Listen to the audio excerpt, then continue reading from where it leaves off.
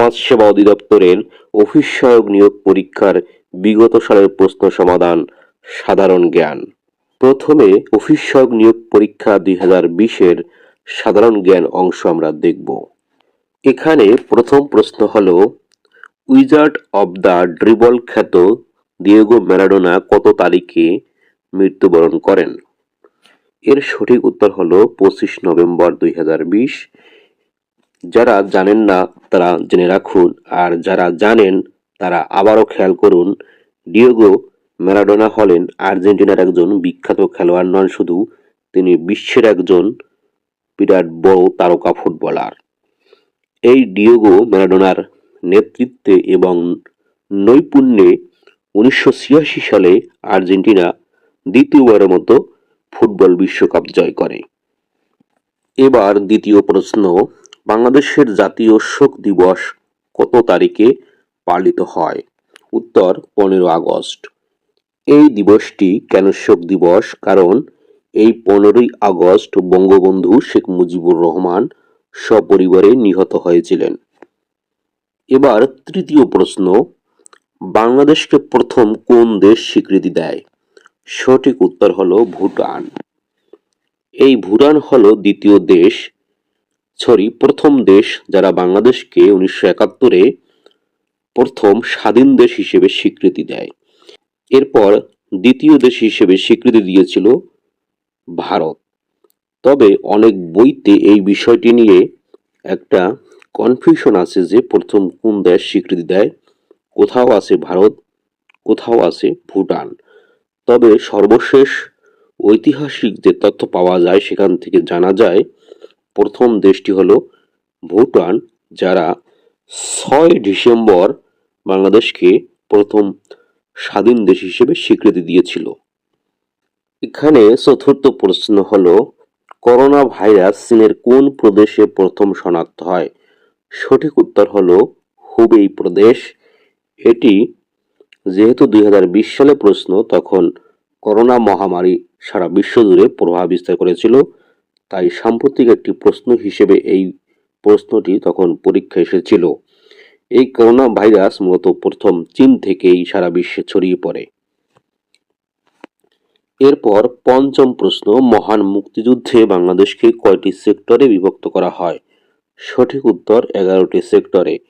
তখন বাংলাদেশের যে মুক্তিযুদ্ধ সেটি সঠিকভাবে পরিচালনার জন্য এবং যাতে সুন্দরভাবে যুদ্ধ সম্পন্ন করা যায় এবং পাকিস্তানি সৈন্যদের পরাস্ত করা যায়, সেজন্য কৌশলগত কারণে 11টি সেক্টরে ভাগ করা হয় এবং প্রত্যেকটি সেক্টরে এক বা একাধিক জন সেক্টর কমান্ডার ছিলেন, তারা যুদ্ধ পরিচালনা করে।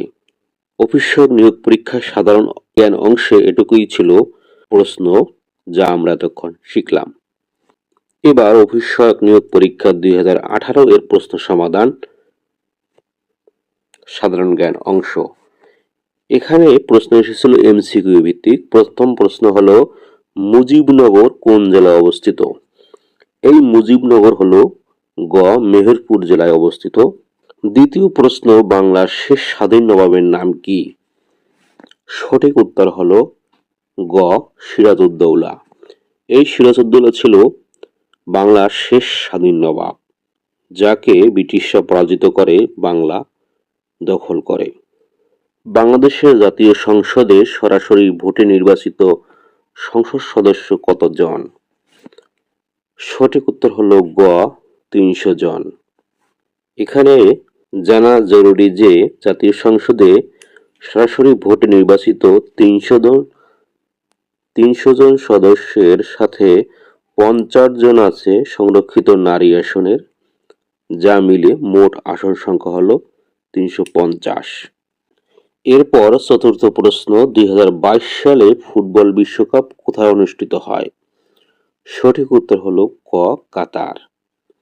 তবে এখানে আমাদের জানা দরকার যে 2026 সালে যে বিশ্বকাপ ফুটবল হয়েছিল এটি অনুষ্ঠিত হয়েছিল আমেরিকা, কানাডা ও মেক্সিকোতে, যেখানে চ্যাম্পিয়ন হয়েছিল স্পেন এবং রানার্স আপ হয়েছিল আর্জেন্টিনা।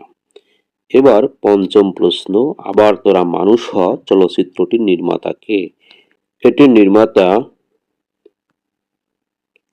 খান আতাউর রহমান। আসলে এটির অপশন ক না, অপশন হলো গ। আবার তোরা মানুষ হ, এটি একটি মুক্তিযুদ্ধ ভিত্তিক চলচ্চিত্র যেটি চাকরির পরীক্ষায় প্রায় আসে। ষষ্ঠ প্রশ্ন, জনসংখ্যার ভিত্তিতে বাংলাদেশ বিশ্বের কততম বৃহত্তম দেশ? সঠিক উত্তর হলো গ, সপ্তম। এই তথ্যটি অত্যন্ত গুরুত্বপূর্ণ। কখনো কখনো সপ্তম থাকে বাংলাদেশ, আবার কখনো অষ্টম হয়ে যায়, তাই সর্বশেষ আপডেট তথ্য জানতে হবে। সপ্তম প্রশ্ন, বাংলাদেশের শহীদ বুদ্ধিজীবী দিবস কোন তারিখে পালিত হয়? সঠিক উত্তর গ, 14 ডিসেম্বর।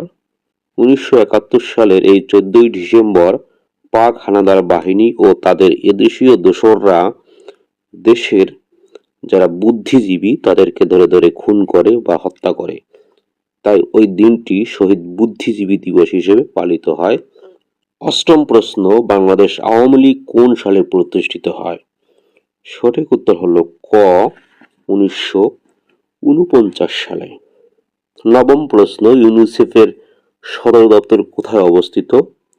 এটি সদর দপ্তর হলো গ, নিউ ইয়র্কে অবস্থিত। তারপর দশম প্রশ্ন, পেরুর রাজধানী কোনটি? পেরুর রাজধানী হলো ঘ, লিমা। আপনাদের জানা সত্ত্বেও জানিয়ে রাখি, এটি একটি মজার তথ্য যে লিমা নামটি বাংলাদেশের অনেক মেয়ের নামে রাখা হয়। আপনার আশেপাশে যদি লিমা নামে কেউ থাকে তাহলে আপনি তাকে পেরুর রাজধানী ডাকতে পারেন। যাক, এটা একটা মজার কথা। এটা বলে গোলযোগ হলে আমি দায়ী থাকবো না, তাই সাবধান। প্রিয় চাকরি প্রত্যাশী বন্ধুগণ, এই ছিল সমাজসেবা অধিদপ্তরের অফিস সহায়ক পদের বিগত সালের সাধারণ জ্ঞান অংশের প্রশ্ন সমাধান। এখান থেকে পরীক্ষায় দু একটি প্রশ্ন আপনি পেলেও পেতে পারেন, তবে মূল কথা হলো প্রশ্ন কেমন হয় সেই সম্পর্কে একটা স্পষ্ট ধারণা পেলেন। কখনো কখনো এক কথায় প্রশ্ন আসে, মানে এক কথায় প্রশ্ন এবং আপনাকে তার লিখিত উত্তর দিতে হবে। আবার কখনো কখনো এমসিকিউ প্রশ্ন আসে, তখন সঠিক উত্তরটি নির্বাচন করে বৃত্ত ভরাট করতে হবে। প্রশ্ন যেমনই হোক, আপনার প্রস্তুতি হতে হবে অনেক ভালো, তাহলে আর সমস্যা হবে না। তাই নিয়মিত প্র্যাকটিস করুন। অফিস সহায়ক নিয়োগ পরীক্ষা সংক্রান্ত কিছু সাজেশন ও ক্লাস আমাদের চ্যানেলে আছে, সেগুলোর লিংক আমরা ডেসক্রিপশন ও কমেন্টে দিয়ে রাখবো, সেগুলো সময় পেলে দেখবেন। আর চ্যানেলটি অবশ্যই সাবস্ক্রাইব করে রাখবেন।